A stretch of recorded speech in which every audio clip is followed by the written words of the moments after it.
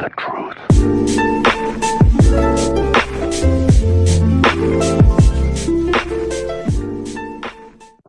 What is going on, everyone? Welcome to the first official No Limit podcast. I am very excited to have my first official guest, EMMITT.TRADES. What's up, bro? How you doing?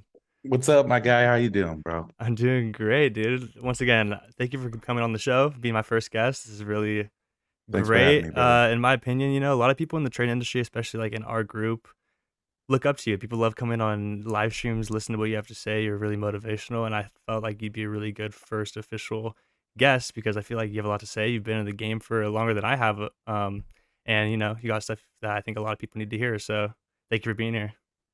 Got you, my brother. Glad to be here. So first off, I just wanted to honestly just hear about your trading journey and how you got started and how you like honestly first heard about like Forex or even trade in general.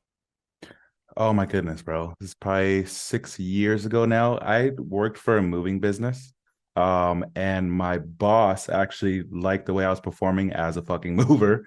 And so he asked me to come in after work and to talk to him about a business opportunity, right? So going to talk to him about a business opportunity, he told me to come into this like downtown office, downtown Denver, Colorado, to check out this dope ass opportunity in the financial world. So I get out there and lo and behold, it's a massive iMarkets Live meeting, bro. No I swear way. to God, dude. Oh my.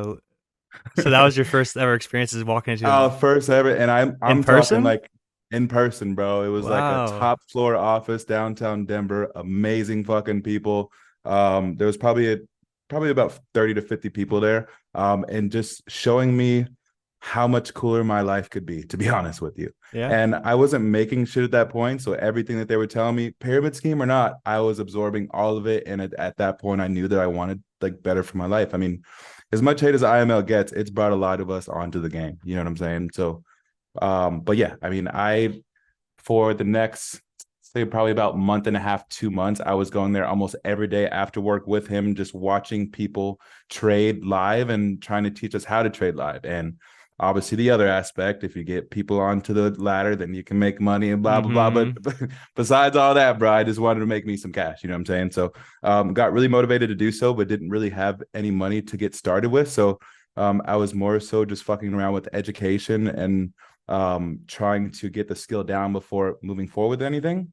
But I didn't have good luck in the start, bro. So I kind of just fucking would come in for a year or so and then come back out and come back in, wouldn't get good luck and come back out, to the point where I kind of just gave up for probably about 2 years because nothing was happening. None of my friends were catching on to this, so I just like didn't care to do anything. So anywho, moving forward, I just needed to find my way within the game. So fast forward to I left the moving business and started working for my own moving business, which is called Bolt Moving Company. And you wait, And I you found started it, right? You were the founder. Mhm, Yeah. mhm. Don't leave that Bolt out. Moving It's not like Company. you started it yourself. I remember you talking about that. But like, bro, we're talking like I had two trucks to my name. I had four people working underneath me. And it actually ended up going under, and I started working for another moving business. And then that's the big moving business that I ran because Okay. the operations manager there, his dad was dying in Ecuador, and so he needed to leave and go back to Ecuador. And he actually gave me the position, bro. I mean, it was literally out of fucking nowhere. And then all of a sudden, I No have doubt. 8 trucks under me. I have 18 employees under me and making like really good bread. You know what I'm saying? So then I could actually start investing and enjoying the fruits of my labor in the trading world. So Yeah. um, this was well before prop firms, by the way. I know everyone wants to know like my in with the prop firm I world. know. I was talking about that It's later, but nothing we'll but get in just that like later. flipping accounts, bro. Putting out, we're Yep. talking like a couple $100, trying to get a couple $100 out of it, withdrawing and starting over again and starting over again. So I never had like 10 racks, 20 racks that I built up to. I didn't start trading really good capital until I started trading with prop firms. I never was able to flip $1,000 into 10 racks like I see these guys do, or 5K and 100K in a couple weeks. I've just never been able to do it myself realistically. Okay, Yeah. so my real profitability came about 2 years ago when I actually started prop firms and got funded by a prop firm, which is FTMO, and weak ass Blue Forex funds are the only two I've ever been funded by.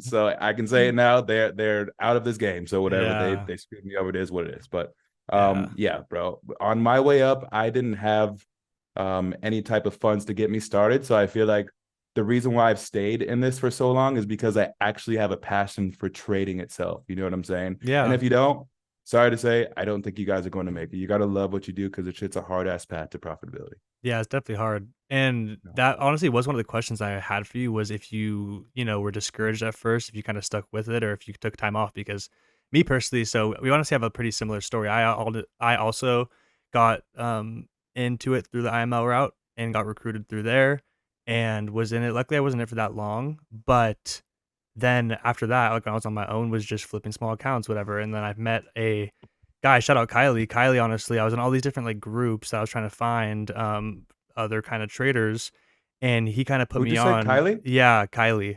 Um, and he like was flipping accounts dummy, like flipping accounts like stupid. And I was like, how is this guy doing this? And I was like, once again, new to trading, didn't really know much. So once again, when you see people doing that, you're kind of like want to reach out. And once again, I got once again, shout out to whoever put me in this Instagram or I think it was Instagram that got me into it. But literally, I got a random DM on Instagram that was like, "Hey, what's up? Here's a free link to like-minded traders if you like want to join, like whatever."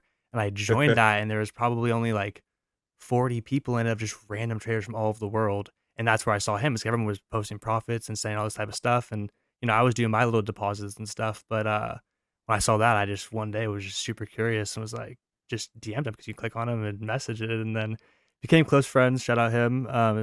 And then he really like helped me really start making my first bread trading was we were like depositing money like literally once again shout out Hugo's way Hey, like or bro. KOT like shout out KOT Hugo's way like that's what I'm talking about guys like we all once again like if you know and especially you I mean like going the IMO route you get introduced to those brokers and that's kind of all you kind of know and it's like nowadays going and looking at like those spreads and like bro you guys won't catch me dead trading on KOT or um freaking Hugo's way nowadays. But that was really my introduction into it until the person who first originally got me into IML, I ended up like linking back like months later with him because he was like part of this other group.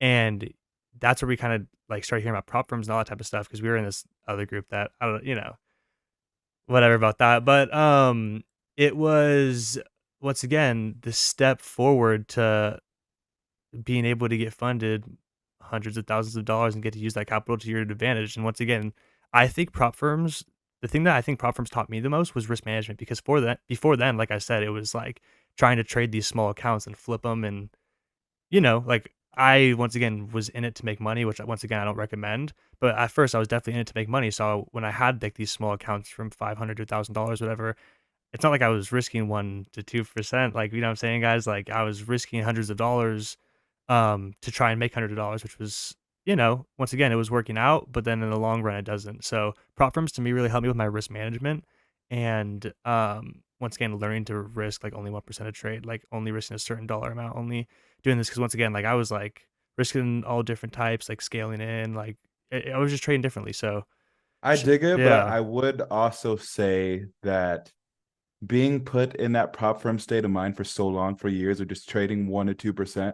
I mean, if you guys are to get your own 100K account, you're gonna sit here and tell me you're only gonna risk $1,000 per trade. You know what I'm saying? So Hmm. it's like, yes, it teaches you good risk management, but once you do understand the skill, in my opinion, you guys can open up a lot more risk than 1 to 2% per trade. And why is that? Because you guys aren't going to reach the Lamborghinis and the massive mansions and such if you're risking 1 to 2% per trade. It's just not going to happen. You know Yeah. what I'm saying?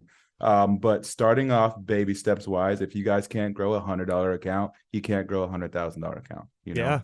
That's very true, and I think that's one Things take thing. time. Yeah, and I think that's one thing that's getting really misunderstood nowadays is these people who really, aren't really skilled yet to the skill level where they should be trading $100,000 account yet, and they just want to kind of take the easy route because of, like I said, that get rich fast scheme, and that's obviously one thing we've been talking about lately is like thinking about, if we would have just like grown a small account and then just kept growing it instead of just like going like it's obviously different now because we've gotten funded through different like times, but basically what I'm trying to say, guys, is if you like you said, if you can't grow $100 account, you can't grow $100,000 account. So just start small. Stop trying to skip the process and jump into these big uh accounts. It's not really going to do you justice until you actually really know what you want to do. So pay attention to your skill set and really make sure you have a strategy and you have like a track record before you're going out and like trying these challenges and, you know, risking that money, you know? Hey, I would say though, most people who do try to fast track their way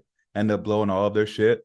And it's kind of good for you because if you stay in the game after that, you know this is something you want to do. And if you dip out, then it wasn't for you in the first place. I mean, every trader that I know that is truly profitable and not bullshitting about it, has went through hell to get to the point they're at, bro. I mean, literal emotional hell. I mean, I've been through disgusting. I remember my mom was visiting us a couple years ago, and I lost one of my funded accounts, and I threw my chair against the wall, bro. My mom's sleeping on this, and I'm a grown ass man, bro. I was like Yeah. 26 years old, She's and like, "What's like going on?"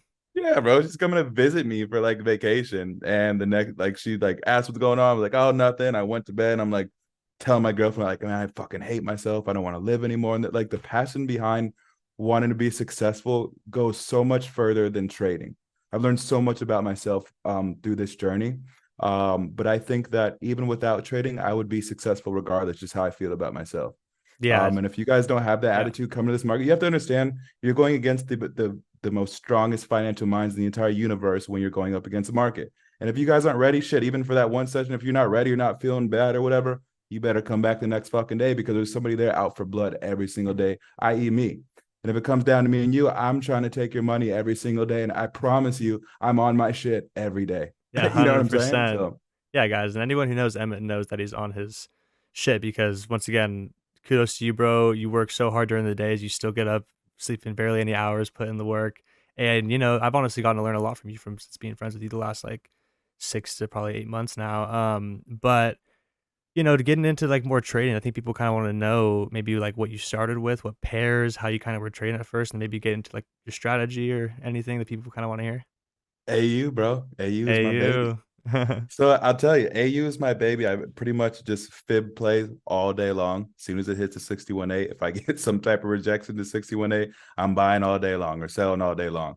And then I met Mr. Daniel Savage, and he put me on to the GJ wave, bro. I mean, Yeah, I don't know if he me, started the GJ wave, but he started my GJ wave me like as heavy. well, bro. 100%. I Um, didn't even trade GJ until I started following Daniel Savage. and it took me through a whirlwind because then I stopped looking at the USDX. I stopped looking at USD pairs altogether. It was like GJ fly. GJ was my how everybody sees US 30 to GJ. I Mm-hmm. saw GJ to AU. You know what I'm saying? Like, holy Oh shit, this thing yeah. flies so much faster. Yep. So I want faster profits. But 100%. within then the fake outs you get in some of these positions that are nasty, bro. Those, you know, you get a nasty wick to the downside, take you out, and then fly right away. So within that, I had to tighten up my strategy a bit and say, okay, I need extra confirmations within this fib. So as soon as it Mm-hmm. comes down to 61.8, okay, more often than not, does it go down to 786? Or more often than not, does it go to 0.5 before reversing? And so I think what you guys do is people incorporate too many things at once. You need to sample size. Mm-hmm. So come up with one strong idea and then go off of that one idea. Okay. So if you want to be a breakout trader, okay, fantastic. As soon as we break out of this range here, you know, what's something you can add on to that breakout to give you better confirmation within the trade? Okay. As soon as we break out and we break above our 50 MA, my probabilities are going to be X amount higher. Well, how will you know how much higher it's going to be? By sample sizing over a period of time. Mm-hmm. And that's why all of us profitable traders tell you guys shit takes time because we're on the charts like madmen. You guys wouldn't Mm-hmm. believe. I mean, constantly trying to refine our strategy to get a better win percentage Yeah. because we understand this is a game of probabilities. Okay, so like that's why everybody talks about their edge, and everybody knows about Fibonacci. Everybody knows about moving averages. Everybody knows about support and resistance. So how can you use it to benefit in your favor? Well, if you can use multiple of them at once for a confluence, obviously your trade's going to be better. So I think that my strategy has been refined through just years of experience, bro. Just like being on the markets at a certain time and looking for a certain thing. And if it doesn't play out, I don't go, oh, I suck. Let's wait till the next day, look for the same exact thing, which I am looking for the same exact thing, but I'm going back and saying, okay, why did I lose here? You know, or what could I have done better? And like, I know everyone's heard this, but no one really goes back and takes the time to do it. I mean, you know, I can pull out the notebook here. I have I mean, like pages on pages. Oh, and you can't You see wouldn't because my shit believe. is up, but like, oh, you wouldn't believe, bro. Yeah, I know. And You wouldn't believe. it's really important, dude. Once again, that actually took me a while to start doing a trading journal and actually marking down my trades and sample sizing. Once again, I think sample sizing is a really good thing to bring up because I truly believe that, because at the end of the day, guys, there's certain patterns in the market and you can see them over and over again. They might happen a little bit different. So at the end of the day, you're trying to refine your strategy to look out for what has a higher probability of working out. You know what I'm saying? So Mhm. It's a um game of probabilities. yeah, But 100. for you saying Yeah. my strategy, if I could break it down into a Yeah. couple of sections, I would say, and again, Daniel Savage again. One big thing that stuck with me that he said is the market moves between these zones, support and resistance, like magnets. Like if it hits one, it's probably going to come back to the next. It sucks it back into it Mhm. or pushes it back. I mean, they're just bouncing up. So what do I want to focus on? I want to focus on refining these reaction points within the market. And I've gotten and Luca loves the way I draw my fucking zones now. Yeah, oh yeah, They're 100%. and you then we know that once it gets to the zone, okay, we can put alarm on, or for us, we're scalpers usually or day traders, so we're waiting for session to open. But once it gets to that zone, how can we have a better probability? So I like to add a fib into it. And if I can get my last extension to my fib, which is my 786, I don't use 618 anymore, which means what for me? Well, that means that I'm taking a lot less setups, because a lot of these setups are going to a 0.5 or a 0.618. But I found that when I take my position at a 786, that is the last turnaround point before my trade is invalid. Okay, so that means that if we hit 100% retracement, that means that the trend has changed and my whole idea is invalid. So I'm cool with that. And what does that also mean for me when I trade at 786 is I get a better, higher risk to reward. You know, if we're only waiting for a 50% retracement, I'm only going to get a 1-to-1, if that makes sense, because it's only retracing 50% of the move. Okay, a 61.8 is usually like a 1-to-2, and then my 786 is a 1-to-3. So I can guarantee if I win this trade, you know, it's going to take me 3 more trades before I get back to break even. So I am heavy on my zones and I'm heavy on my risk to reward, and that's what keeps me profitable. Yeah, and I think that's a really good point to bring up. Once again, for anyone watching that use fibs, one thing that he brought up that I think is really important is, once again, in trading, to me, less is more. And like you said, you might be taking less setups, but it'd be more higher probability. Whereas think about this: if you draw a fib and it retraces to your, 30% or whatever you want to call it, or 50%, yes, you might get a reaction off that level. But how many times does it hit off that, and then come back down, maybe hit off the 50, come back down, hit off the 68, whatever, and then back down to then it ends up at a 78 retracement. So, in my opinion, like you said, staying true to that retracement is key, because, in my opinion, you're going to get a higher probability. Because once again, it comes down to backtesting. Also, guys, we backtested this so many times. Me and Emmett both, like, together, But him even on his own, together, like, you yeah, know, like, you know what I'm I'm saying, like, talking weeks, months. It's weeks, not shit ain't hours. easy, bro. Yeah. Yeah. So once again, the key thing that Heath said, in my opinion, is that it's like the last, it's like the last chance of price to continue in that trend. Once again, the trend is your friend. So if we're in a bullish trend and it's in a big retracement and you gets to that level on your fib level, if you can execute there, once again, it's like you said, a good risk reward just to get to the highs. So um, really pay attention to that when you, once again, sample size. Go and look at how many times when it retraces 30% on the fib, how many times is that win rate? If it goes 50%, how many times does that help you? Like whatever. And then you kind of find one that probably lines up best with your strategy. And you work with that, like you said, and you refine it. And yeah, you know, even though I have my basis, I'm still learning every single day, guys. You know, I'm still looking for higher to reward or better setups, or to have my percentage be higher than a 60%. You know, I'm Yeah. always looking to do better, literally always. Like right now, for example, now that I have my strategy down packed 100%, now I want to figure out how I can hold my trades, my entire position, not just take out most of it when it hits my TPs, hold my entire position unless XYZ happens, and let these things run for hundreds of pips. Yeah. Turn my scalps into swings, and it's just so. As I said, you guys need to have passion for this shit, bro. You know, because it takes a lot of pain to get to the top. Yeah. If you don't actually like trading, then just don't trade. Because if you try and just do it on the side as like a side thing, like you're kind of just wasting your money on the side. You know what I'm saying? That's like one thing I actually was just talking to Dave about, is like how if you don't want to put in the work, then it's like, what are you doing? You know what I'm saying? Go to the casino, bro. It's easy and way it's funner. you versus you. You know what I'm saying? At the end of the day, if you aren't getting the results that you want, who's gonna change it? Are you gonna go buy a course and then think that's gonna change it? Like, yes, there's education out there that's definitely gonna help you, but you have to actually go watch it, take notes, that apply what you're learning to actually see results. You're not just gonna just sit there and just think that's just going to come to you. Like, once again, you can't teach experience. Experience comes from every day back testing, being in the markets, putting money in the markets, and, you know, really trading. If you don't have a passion for this, then just, once again, sit on the sidelines. Beautiful said, bro. So, one thing that I wanted to bring up, because we just had this conversation, it was actually like a poll that I had going. Um, Not the smart money one. We won't talk about any smart money stuff, but Too dumb psychology to for it, you. bro. Psychology. How important is psychology to you, and what percentage do you think is like technical and like skill set, and what percentage do you think is psychology? In my opinion, depends on what stage you are in your trading. Like now, I think psychological issues isn't nearly as bad as it was for me when I first started. Like but still, I'm still gonna say what everybody says: 70% psychological, 30% skill.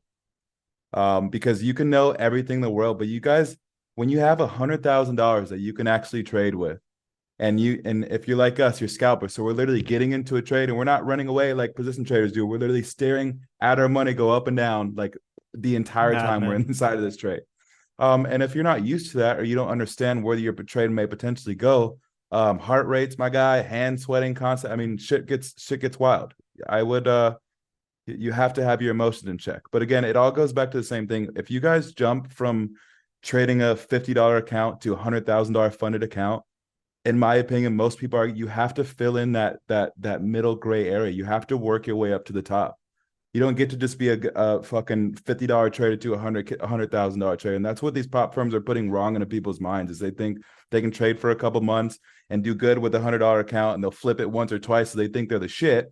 And then they go get a $100,000 funded account, and then they lose it because they didn't go through the whole gray area and the whole struggle of what it actually takes to build those balls to hold those higher trades.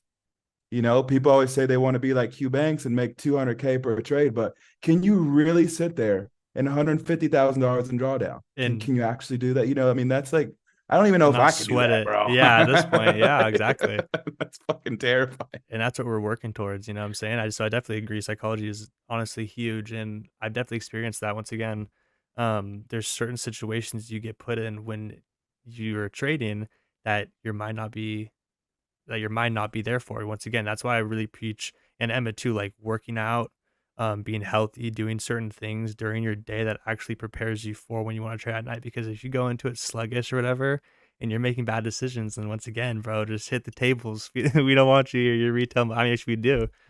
Your I mean, broker bro, do food. you Yeah, agree with we'll this? be You taking your kind of got to money. be a cocky motherfucker, honestly. Yeah, in a way. Look at all the profitable traders. What do we all have in common, bro? Yeah, yeah. Why do you think We Daniel think we're Savage the got to where he shit, was, bro? you know.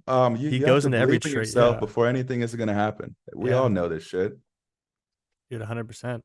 Um, so as someone who, like, once again, I think you probably are trading about like a year or a little less more than me.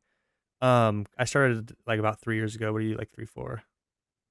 Dude, I'm probably at 5 now. But Yeah. actually trading and actually being on the charts, about 2 years now, 2.5 years. And Yeah. when I say actually, I mean giving it my all every single day, instead of maybe popping in and out of the charts once a week or once every 2 weeks, or having a really good spurt of a flip and then hanging out for a bit because job was busy. I mean, you guys have to understand, I've ran 3 businesses. 2 of them are my own. And then one of them now, which is Roto-Rooter, the sales position I'm in, is not mine. But I have a lot of responsibilities outside of work, you know, that play into my shit. So I just got to be on my shit, my guy, at all times. Yeah, 100%. So once again, as someone who's been in this industry for a while, like what Mhm. kind of changes have you seen recently?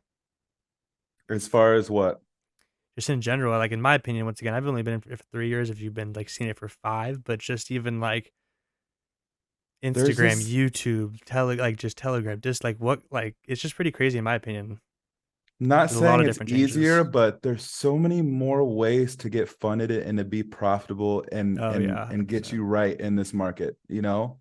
There's so many gurus out there now that you guys can ask so many people so many questions, and if they don't provide you everything that you want to see, then just go to the next person. There's just so much knowledge out there. Hmm. There's so many courses, there's so many prop firms that'll get you funded. And by the way, do your research with those as well. I mean, you guys, get excited. The possibilities of forex and markets in general is very high, but you guys need to not allow people to just like show you some shit for 5 seconds and then just give them your entire life savings. Hmm. Put that shit into yourself and grow yourself, Yeah, you that's what. know? Yeah, I always say. And I will say there's a ton of free education online. And in fact, I think that I've learned the majority of what took me to get profitable, I learned off of probably about $300 of joining I'll say 3 webinars that helped me extremely. And I went through Online Trading Academy, which cost me $7,500, by the way.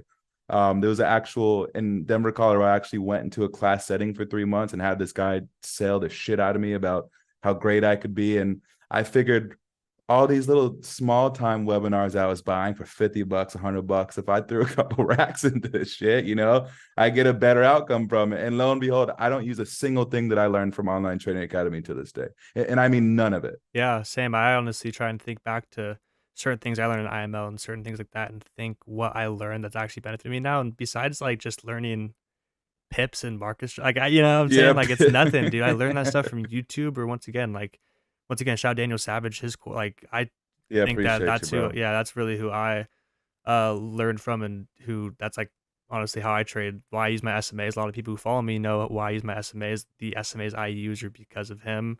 And once again, like Emmett said, you kind of find someone and you don't just copy them, but you try and see how it works for yourself. Apply what they've done and then try and see if it works. And if it does, run with it. Start sample sizing. Once again, it's not like I just saw what he did and then just like was trying to just copy everything. It was Yeah. just like I started sample sizing when it taps, the 50 MA, when it closes above the A, when it starts, when we're in a big downtrend and then we like fake out sellers and we come back into the range that we're probably going to retrace back. Like, like last chance buys, like all those like little things that it made sense to me. So that's why I took it and ran with it, and think that that's why I was able to start finding profitability after that.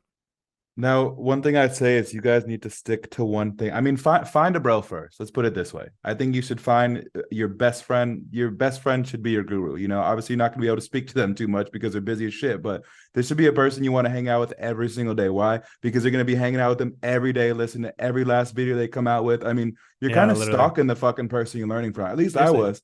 I mean, Daniel Savage, he didn't know, but he was my best friend, bro. We were hanging out every day, like chilling, bro. Yeah. Yeah, on you Zoom know, and stuff. Yeah, exactly.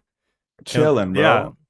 So But one thing I would say, once you find your bro, your buddy, stick to that one thing for a bare minimum of half a year. Fuck this 3 months, 1 month thing. It takes time to understand somebody else's mind. You know what I'm saying? Like they can give you the foundation of something, but I don't think you can ever become profitable without tweaking the foundation that they gave you guys. And doing it for 2 weeks is not going to help you out. yeah, You know, 100%. things do take time, but I think the biggest point as to why I kept jumping in and out of Forex over and over again instead of giving it my all like I've done the last 2 years, is because as soon as my strategy that I've had multiple strategies work decent for me, okay, because I'm fantastic with risk management and they work well for me for a month or two, and then as soon as they skew off and I lose 4 or 5 trades in a row, all of a sudden I need to switch everything around and I need to find the golden strategy again. And dude, I've spent insane amounts of money on just multiple mentorships and different people just trying to find that golden strategy. Okay, if I merge this, and this together, I'm going to be 100% trader. Yeah. And still to this day, as a profitable trader, I haven't even came close to a 90% trader. Okay, so just being realistic with myself and being realistic with the markets.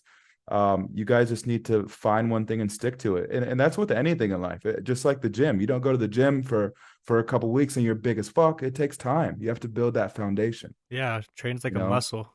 You know what I'm saying? Work it out, work it out, work it out, work get that brain out, it. bro. You know what I'm saying? But you made a really good point. It's like not just about, going from course to course, guys, trying to find the golden ticket, the golden strategy. It's really about trying to find something that kind of works for you, sample sizing it, and then seeing once again if it works. Maybe you can weed out all the bad stuff, but at the end of the day, you just really need to find out what works for you and just keep doing that day to day and finding like once again, one pair, one session, and then focus on that. And then maybe you can start picking another pair, all that type of stuff. But like you said, YouTube's such a good tool. And then live streamers, guys. Like shout out to people who really put like Oh live streaming on god. the map, like Dr. Dollar, Donvo. Like without you guys, like there's so many people who probably wouldn't even know about trading or like would not be profitable or whatever. Because once again, there's a lot of people out there who can't even afford courses or afford mentorships or all that type of stuff. So they do it for free online. You know, obviously I live stream as well, and I really like doing that for people because at the end of the day, when I do have those people who DM me say, "Oh my god, you helped me so much. I didn't know about this until I like watched one of your live streams. You explained it." Like that's what makes me happy. That's why I do. That's why I do it. You know what I'm saying? So shout out you guys. There's so many free tools. You Shout out know, you, sir. Appreciate you. yeah, it's really good industry, and once again, I like the people that we're surrounded with, good people. Dr. Dollar, you know, I love watching him, Don Vo. Like guys, if I'm not live, like I'll probably like delay my live a little bit just because I'll be sitting here watching them, just because I love I love it. listening to them and all that type of stuff. And you know, Dollar, I think me and Emmett like already kind of followed each other, but that's how we kind of like actually got to start talking is through there. And I learned so much from both of you guys, and really appreciate you know, both of you guys for like the last 8 months of like all the type of game and stuff you guys have, you know, put me on. So, um, once again, it's a really great industry, I think, to be in because it's so like friendly and like people want you to like be kind of like they want to show you, you know what I'm saying? Like at the end of the day, like you have to be cocky and it's like, you know, it's like it's a, you know, it's a bunch of sharks. You know what I'm saying? At the end of the day, it's a bunch of Yeah. sharks in this industry. But when it comes to community, I think that this industry has a really good community, and everyone's really like, at least in my opinion, the people I surround myself with are always trying to help the people around them. So, um, if you're a hater and you hate on people around you, and you like are that person who's like commenting on other people's stuff, hate on them, it's not gonna help you out. Focus on yourself. Maybe that's why you're not profitable is because you're focused on other people. Such a valid You know what I'm point. saying? Don't be Like, spiteful, bro. so Don't many be people are trying to bring spiteful. other people down because you haven't made it yet. Mhm. Cheer everybody on. There's abundance for all of us to make it. And I wish success for everybody who's watching this. Yeah, 100%. Is there any kind of last things you would want to kind of say to the people before we kind of get off? Never give up.